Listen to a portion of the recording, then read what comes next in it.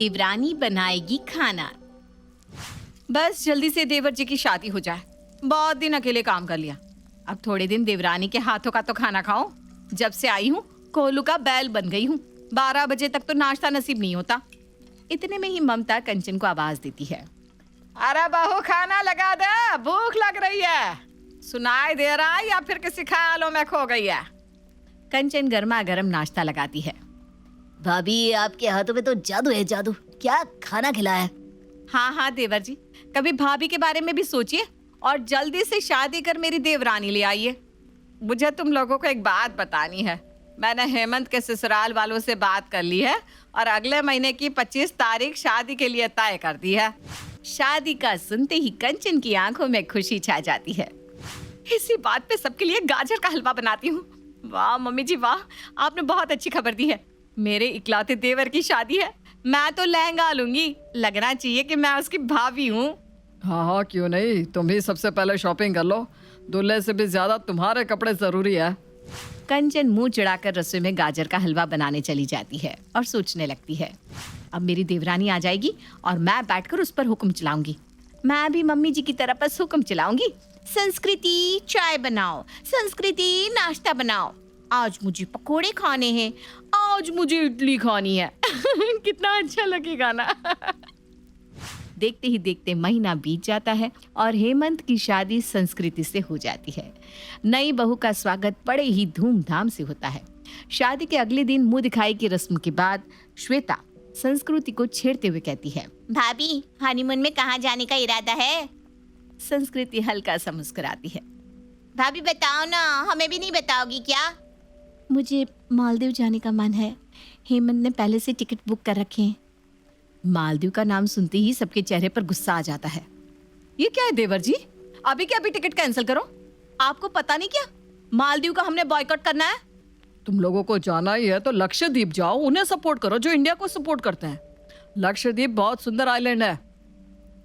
वहाँ तो सबको एक बार जाना ही चाहिए बाबा। Save India. सब मिलकर सेव इंडिया कहते हैं। तब संस्कृति कहती है, मुझे लक्षद्वीप ही जाना है, उसी की टिकट करवा लो, भले ही हम 2 दिन लेट जाए। संस्कृति अपने हनीमून की पैकिंग में लग जाती है। उमा ममता से कहती है, बहू से अब रसोई की रस्म करवा ले, शादी के 2 दिन तो हो गए। अरे नहीं नहीं उमा, अभी नई बहू है, थोड़े दिन के बाद उसे रसोई का काम दूंगी। घूम फिर कर आ जाए उसके बाद। ऐसे भी अभी तो खाना वाला 1 हफ्ते तक तो रहेगा ही। इतने लोगों का खाना बनाना बहुत मुश्किल है। सब रिश्तेदार चले जाएंगे, उसके बाद खाने वाला हटा दूंगी।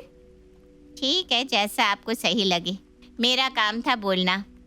ममता का घर लोगों से भरा था और संस्कृति बैठकर मजे करती है। 2 दिन बाद लक्षद्वीप के लिए धीरज और संस्कृति निकल जाते हैं। इधर सभी रिश्तेदार उमा और श्वेता को छोड़कर अपने अपने घर चले जाते हैं। खाना बनाने वाले को भी ममता हटा देती है। अब वापस सारा काम बेचारी कंचन पर आ जाता है। ममता कंचन से कहती है, कंचन खाना परोस दे, अब कुछ ही दिनों की बात है, फिर तेरी मदद के लिए संस्कृति भी आ जाएगी। मिल बांट कर दोनों खाना बना लेना। चाची जी आप भी खाना खा लीजिए। हाँ बहू परोस दे, अब नई बहू के हाथों का खाना खाने का मन कर रहा है। मम्मी कल भाभी भी आ जाएंगी, फिर आप उनके हाथों का खा लेना। सब खाना खाते हैं और आपस में बातें करते रहते हैं। अगले दिन संस्कृति और धीरज घूम फिरकर लक्षद्वीप से वापस आ जाते हैं। भैया कैसा रहा ट्रिप? बहुत अच्छा, बहुत अच्छी जगह है। एक बार हम सब साथ मिलकर लक्षद्वीप घूमने चलेंगे। हाँ देवर जी। संस्कृति आने के बाद भी काम नहीं करती और बैठ जाती है। ये देखकर उमा ममता से कहती है, भाभी जी कब तक नई बहू को बिठाए रखोगे? हो गए बहुत दिन, अब भेजो बहू को रसोई में। ऐसे ही बिठाए रखोगे तो बहू कभी काम नहीं करेगी। भूल गए क्या, हमारी सास ने शादी के अगले दिन ही हमें रसोई में घुसा दिया था। हाँ ठीक कहा तूने, अभी ही मैं जाकर बहू को कहती हूँ नाश्ता बनाने के लिए। उमा और ममता की बात संस्कृति सुन लेती है और मन ही मन कहती है, ऐसा खाना बनाऊंगी कि कोई मुझे खाने के लिए कभी कहेगा ही नहीं। संस्कृति क्या चीज़ है सासू माँ, अब आपको पता चलेगा। ममता कंचन से कहती है, आज से नाश्ता संस्कृति ही बनाएगी और आज संस्कृति की पहली रसोई है, उसे ही सारे काम करने होंगे। चल तू जा रसोई से बाहर। संस्कृति बेटा, आज तुम्हें ही तीनों वक्त का खाना बनाना होगा। हाँ जी मम्मी जी। संस्कृति रसोई में खाना बनाने लग जाती है। ऐसा खराब खाना बनाऊंगी जैसा कभी किसी ने खाया ही नहीं होगा। मुंह खराब करने के लिए तैयार हो जाओ। इधर कंचन बहुत खुश होती है। आखिर वो दिन आ ही गया जब देवरानी खाना बनाएगी और जिठानी खाना खाएगी। थोड़ी देर बाद संस्कृति खाना बनाकर सबको परोसती है। आज लाइफ में पहली बार मैंने खाना बनाया है। आप लोग खाकर बताइएगा खाना कैसा बना है। भाभी जैसा भी बना होगा हम खा लेंगी, हमारे इतने नखरे नहीं है। वैसे मैंने सुना है कि पहली रसोई का नेक मिलता है। हाँ हाँ, सही सुना है तूने। मुझे तो कान के झुमके मिले थे। सब खाना खाते हैं। ममता और उमा की तो आंखें लाल हो जाती है। ये क्या खाना बनाया है बहू? लगता है सारा नमक आज इसी में डाल दिया है। खाने में बस नमक और मिर्ची भरी पड़ी है। जब तुम्हें आता नहीं था तो बोल देती, कंचन तुम्हें सिखा देती। पहले हमेशा मीठा बनता है, पता नहीं है क्या? मीठा कहाँ है? बस इन्हें नेक चाहिए। मीठा बनाया है, लाती हूँ ना मम्मी जी। संस्कृति मीठा लाती है। मीठा चक्कर कंचन बोल पड़ती है, इसमें चीनी तो है ही नहीं। संस्कृति इतनी समझ तो 5वीं क्लास में पढ़ रही लड़कियों को भी होती है कि कितनी चीनी डालनी चाहिए। अब मैं क्या करूँ भाभी, मैंने अपने मायके में कभी खाना बनाया ही नहीं। ठीक है, दोपहर का खाना कैसे बनाना है वो कंचन तुम्हें समझा देगी। ऐसा खाना तो कोई नहीं खा सकता। सब बिना खाए उठ जाते हैं। संस्कृति मन ही मन मुस्कुराती है। कंचन संस्कृति को समझाती है कि दाल, चावल और सब्जी कैसे बनानी है। अंदाजा मैंने तुमको बता दिया है, अब तुम ठीक से समझ लो। इस बार खराब मत बनाना, और अगर कोई भी प्रॉब्लम हो तो मुझसे पूछ लेना। मैं अपने कमरे में जा रही हूँ। हाँ ठीक है जिठानी जी। कंचन कमरे में चली जाती है और संस्कृति कहती है, आई बड़ा मुझे सिखाने वाली। मुझसे तुम लोग कभी कोई काम करवा ही नहीं सकोगी।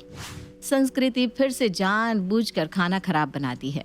दोपहर को सब खाना खाते हैं तो ये क्या बना कर ले आई? अब के दिन भर भूखे रहने का विचार है बहू? समझाने के बाद भी तुमने ऐसा खाना बनाया है कि गले से नीचे नहीं उतर रहा। सुबह से सब भूखे हैं। कोई छोटे बच्चे नहीं हो तुम जो तुम्हें बार बार एक ही चीज बताई जाए। बार बार कितना खाना पकवाएंगे? अरे कंचन बेटा जा, तू ही कुछ बना ले, भूख से कलेजा टूट रहा है। 10 मिनट में कंचन पुलाव बनाकर लाती है जिसे सब प्यार से खाते हैं। शाम को उमा ममता से कहती है, भाभी संस्कृति बदमाशी कर रही है। अरे नहीं उमा, ऐसा नहीं है। ठीक है, देख लेना। मेरी बात जो सच ना निकली तो आपका जूता मेरा सर। रात के वक्त कंचन खुद खड़े होकर संस्कृति से खाना बनवाती है, लेकिन फिर भी संस्कृति जानबूझकर उल्टा सीधा करती है। ये सब देखकर ममता समझ जाती है कि उमा की बातें सच थी। बहू अब बदमाशी पर उतर आई है, जानबूझकर ये सब कर रही है।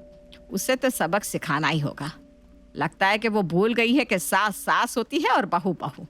बहू कितनी भी तेज हो जाए कभी सास नहीं बन सकती। उधर संस्कृति अपने मन में कहती है, आज के खाने के बाद कल से मुझे कोई भी काम करने को नहीं कहेगा। वाह संस्कृति वाह, तूने तो जंग जीत ली। अगली सुबह संस्कृति आराम से सोकर उठती है, ये सोचकर कि उसे कोई काम करने को नहीं कहेगा। कंचन को काम करता देख संस्कृति की खुशी का ठिकाना नहीं रहता। आराम से बैठकर वो नाश्ता करती है। तब ममता कहती है, बहू तुझे खाना बनाना आता नहीं और तू अब सीख भी नहीं सकती, तो तू मेरे साथ चल। ममता घर के कपड़े, चादर, बहुत सारे जूते, चप्पल बाथरूम में रखवा देती है और संस्कृति का हाथ पकड़कर उसे बाथरूम में ले जाती है। ले, ये कपड़े तू कैसे भी धोएगी ना खराब नहीं होगे, और ये जूते चप्पल तू कैसे भी साफ करेगी फटेंगे नहीं। आराम से कर ले ये सब, और फिर बर्तन धो देना। अब क्या ही कर सकता है कोई, किसी को खाना बनाना नहीं आता तो क्या करे। कोई बात नहीं, हाँ बहू तू चिंता मत करना। संस्कृति के तो होश उड़ जाते हैं और मुंह लटक जाता है। ममता वहां से चली जाती है। संस्कृति समझ ही नहीं पाती कि ये क्या हो गया। थोड़ी देर बाद संस्कृति कपड़े धोने लगती है और ये क्या हो गया, इतने कपड़े तो मुझसे साफ नहीं होंगे, मेरा मुझ पर ही उल्टा पड़ गया। भगवान क्या करूं, मुझसे नहीं होगा अब कुछ। वो आधे दिन में बहुत मुश्किल से कपड़े, जूते धोती है और फिर संस्कृति रसोई में जैसे ही खाने के लिए पहुंचती है तो, देवरानी जी बर्तन धो लेना, मैं कमरे में जा रही हूँ। संस्कृति हाथ जोड़कर कहती है, भाभी मुझसे ये सब नहीं होगा, मैं कल से खाना बना लूंगी। अरे तुमसे कभी अच्छा खाना नहीं बन पाएगा, छोड़ो ना। नहीं नहीं भाभी मैं बना लूंगी, मैं अच्छा खाना बनाऊंगी आप ही की तरह। ठीक है, अभी पहले बर्तन तो साफ कर दो। इस मैटर पर तो मम्मी जी ही कुछ कर सकती हैं। संस्कृति बर्तन साफ करती है और ममता के पास जाकर सब सच कह देती है। मम्मी जी मुझे माफ कर दो, कल से मैं अच्छे से खाना बनाऊंगी। बहू मैं समझ गई थी, तुम ही भूल गई थी कि तुम बहू हो तो मैं तुम्हारी सास हूँ। संस्कृति की अकल ठिकाने आ जाती है और अगले दिन से कंचन और संस्कृति मिलकर घर का काम करने लगती हैं।